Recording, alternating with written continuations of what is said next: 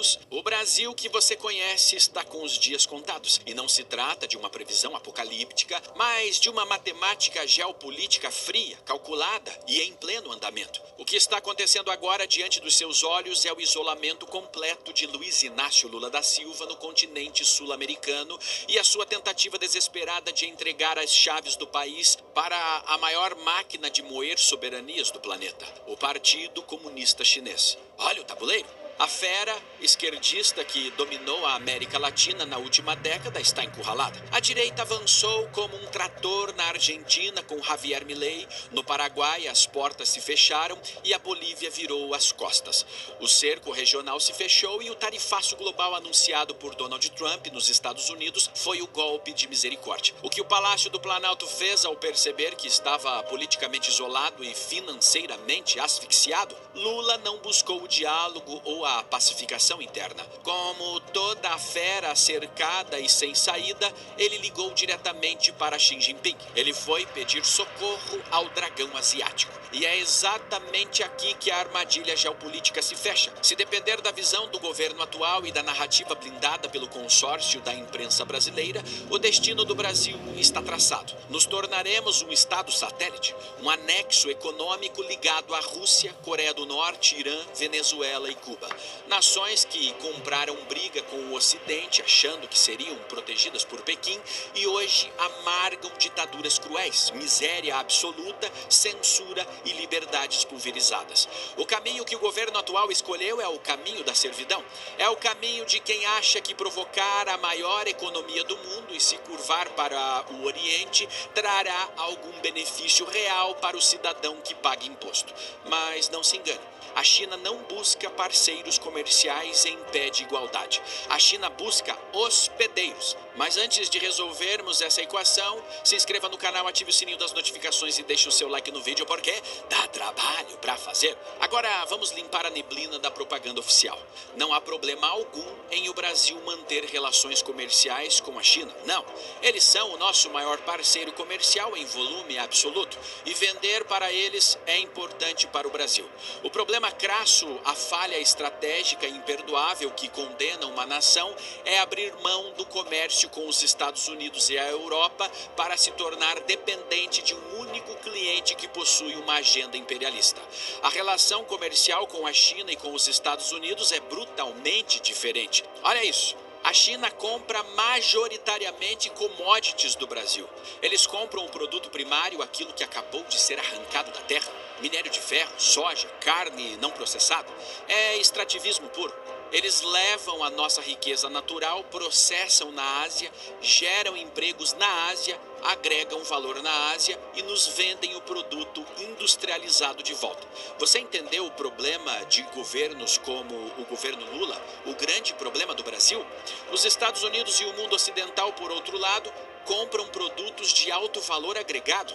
Eles compram jatos da Embraer, compram motores, compram tecnologia e manufaturados que geram empregos de alta qualificação no Brasil. Mais importante que isso, quem realmente investe capital de longo prazo na infraestrutura brasileira, eu te pergunto, o investidor ocidental. O capital que constrói parques industriais, que financia infraestrutura privada e que traz tecnologia real, vem majoritariamente dos Estados Unidos e da Europa. A China investe estrategicamente apenas naquilo que facilita o escoamento das nossas commodities para o porto deles. Ao comprar uma briga diplomática e ideológica gratuita com Washington, o governo brasileiro está condenando o país à desindustrialização e à miséria econômica estrutural. O Brasil ainda é uma nação em desenvolvimento. Nós precisamos desesperadamente de capital externo diversificado para gerar empregos e tirar nossa população da pobreza. Apostar todas as fichas no modelo extrativista chinês é assinar o atestado da nossa própria venezuelização. E aqui nós precisamos descer a camada mais profunda e perigosa da nossa análise de hoje. O consórcio de imprensa tenta vender a ilusão de que a China é um parceiro benevolente, um baluarte do chamado Sul Global. pronto para nos defender do imperialismo yankee. Isso é a maior mentira já empurrada goela abaixo do povo brasileiro. A China é sim a grande força matriz por trás do avanço da esquerda na América Latina e do radicalismo islâmico no Oriente Médio, mas ela nunca esteve disposta a salvar ninguém. A China não quer um parceiro forte que pense, que decida e que imponha condições. Pequim precisa de estados zumbis, mortos-vivos econômicos que dependem exclusivamente do dragão para respirar. Olhem para a Venezuela.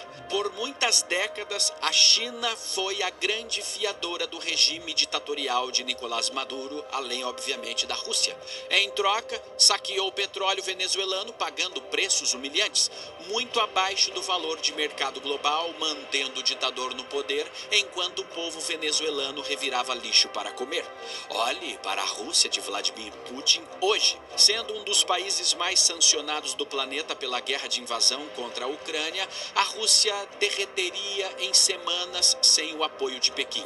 Em troca de componentes tecnológicos e insumos básicos que não consegue mais comprar do Ocidente, Moscou foi obrigada a vender sua soberania energética a preço de banana para a China. O grande urso russo virou um vassalo do dragão asiático. Agora, olhe para o Irã, um regime brutal que financia o terror e dispara mísseis contra aliados ocidentais, operados sob a tutela e o financiamento chinês para desestabilizar a região, enquanto entrega seu petróleo barato para a Ásia. Você percebe o padrão macabro? A China não salva, a China não envia navios, hospitais, caças de superioridade aérea ou divisões de fuzileiros navais para libertar povos oprimidos. A China precisa do caos, ela lucra com a miséria alheia. Ela precisa que as nações colapsem e se tornem párias internacionais para que ela possa monopolizar e saquear os recursos naturais desses países a preço de custo. É assim que Pequim sustenta o seu modelo interno. A China possui hoje a maior classe média do mundo, com cidades ultra tecnológicas e infraestrutura de ponta. Mas esse conforto moderno não atende a todos os mais de 1 bilhão de chineses. Apenas uma elite urbana desfruta disso, enquanto o interior vive na miséria camponesa. E para manter o padrão dessa elite urbana e evitar uma revolta interna que derrube o Partido Comunista, a China precisa sugar a riqueza do resto do mundo em desenvolvimento. E ainda assim, você verá órfãos da União Soviética nas universidades brasileiras e na internet defendendo que a China é o paraíso na Terra, o ápice da segurança e da prosperidade. É o uso clássico dos idiotas úteis. Não é à toa que os maiores influenciadores comunistas do Brasil foram fazer seus mestrados e doutorados financiados exatamente lá. O aparelhamento ideológico precede a dominação econômica. Agora, como essa teoria do Estado zumbi se aplica ao Brasil de hoje? Não precisamos de mísseis caindo para percebermos a invasão. Ela é silenciosa, econômica e letal. A estratégia chinesa é chegar com um capital infinito patrocinado pelo Estado, pelo Partido Comunista Chinês, monopolizar o mercado, destruir a concorrência nacional e ocidental através de doping e, depois que o terreno estiver limpo, ditar as próprias regras. O setor automobilístico brasileiro é um exemplo mais cristalino e assustador desse exato momento. Enquanto montadoras ocidentais tradicionais agonizam sob o peso brutal do sistema tributário brasileiro, a Ford fechou fábricas, outras estão demitindo e operando no vermelho, as montadoras chinesas como a BYD, por exemplo, chegaram ao Brasil como um tsunami. Eles entregam carros elétricos luxuosos por um valor muito abaixo do mercado real. Como? É milagre corporativo? Não. É subsídio governamental massivo. O Partido Comunista Chinês financia o prejuízo dessas empresas com bolsos de profundidade quase extraterrestre. Nenhuma empresa privada, seja brasileira, americana ou alemã, consegue competir com o tesouro ilimitado do Estado chinês. As outras quebram, o mercado é monopolizado e a nossa independência industrial desaparece. Eles não querem apenas a nossa indústria, eles querem o controle da nossa terra. Para você ter uma ideia, recentemente a China arrematou a produção inteira de açaí de um ano completo de um estado no norte do Brasil. Eles chegam, superdimensionam a demanda, viciam a cadeia produtiva local em um único comprador e, no ano seguinte, impõem o preço que quiserem. Ou simplesmente param de comprar e quebram a cadeia produtiva. Se o produtor brasileiro não aceitar, ele não tem mais para quem vender, porque a concorrência já foi destruída. E, ironicamente, foi exatamente para esse algoz frio e calculista que Lula correu quando se viu asfixiado pelo cerco diplomático das Américas. O presidente do Brasil discou para Pequim, desesperado por um aceno de apoio contra a pressão ocidental e tentando salvar o acordo Mercosul-China. A resposta de Xi Jinping: um gigantesco não diplomático. O consórcio de imprensa tentou maquiar, mas a verdade é que a nota oficial chinesa foi fria, vazia e inútil. Em vez de apoiar o Brasil, Xi Jinping usou jargões genéricos sobre Sul Global e desviou a conversa para o Mercosul, um bloco que o próprio Lula implodiu ao brigar publicamente com a Argentina de Milei a troco de absolutamente nada. E para piorar a humilhação do governo brasileiro, a China atingiu o limite crítico de 1 milhão de toneladas de carne importada e anunciou que vai taxar o produto brasileiro em estrondosos 55%. Não os 35%, 37% dos Estados Unidos, mas 55%.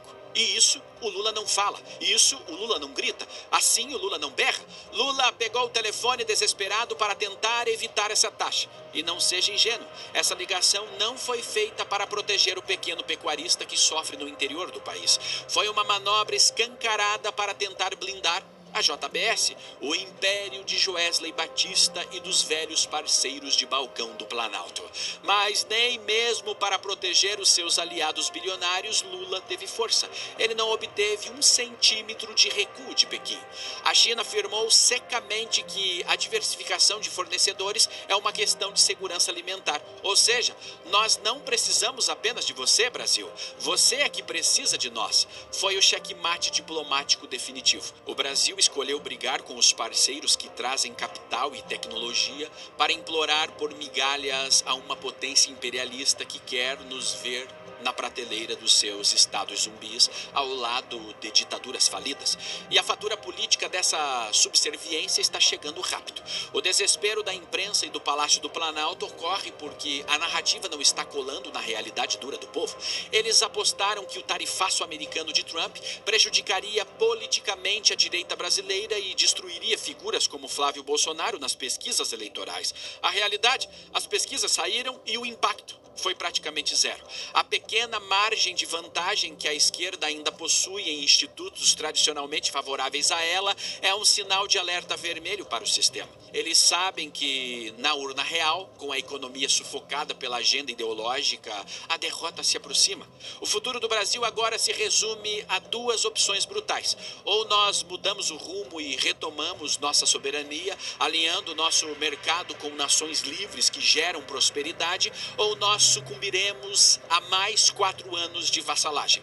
4 anos bajulando Pequim para acabar como Cuba, Nicarágua e Venezuela. De joelhos, sem dignidade, sem concorrência livre e mergulhados na miséria do extrativismo. Antes de falar sobre a estratégia de como você pode blindar esse caos econômico e proteger o seu próprio futuro financeiro, eu preciso entregar as senhas que separam quem apenas assiste passivamente de quem entende o jogo de verdade. Eu quero que vocês desçam aos comentários agora mesmo e digitem essas 2 palavras-chave: Estado zumbi, Sul global. Usem estas palavras para provar que vocês não engolem a propaganda oficial. Se o país não se posicionar, ele desaparece no mapa da relevância geopolítica. E no seu mercado, a mecânica é exatamente a mesma. Hoje,